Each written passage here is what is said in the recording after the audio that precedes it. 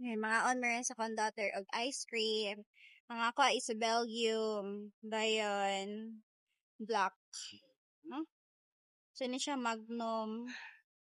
But before that, mag-grocery haul muna tayo. I'll pick what I want. Kunin natin yung strawberry na mogo-mogo. I have not tried it yet. Kumuha tayo nito ng fresh milk selecta nga brand. Ito lang maliit.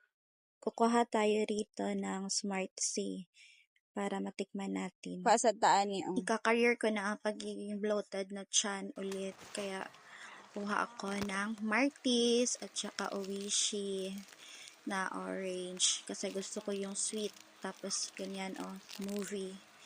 Tsaka pika, hindi ko yan makakalimutan. At tsaka ito, meron na silang stocks na ito kasi before wala pa yan. Bakery nga tikoy. Ube siya nga flavor nga hopya at tsaka tikoy. I love it. Then, I like this also. Lagay ko na siya dito. Then, I want this black. I try black one. Nakatry naman ko lang almond na Belgium.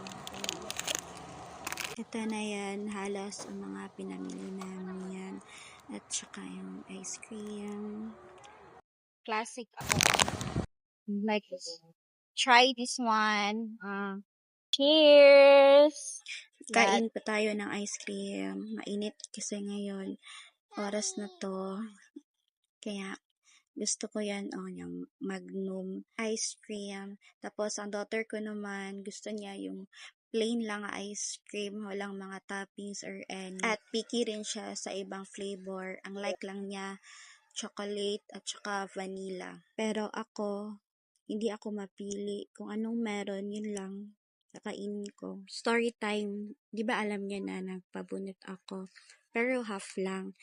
Tapos that time, hindi ako nakakain ng malamig. Kaya now, pumunta kami sa Prince Hypermart.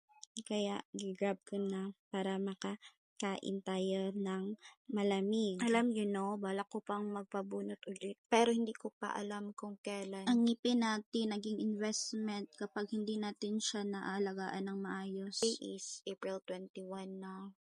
Pero dapat asap magpabunot na ko ulit para okay na yung front ko. Oo, dapat talaga.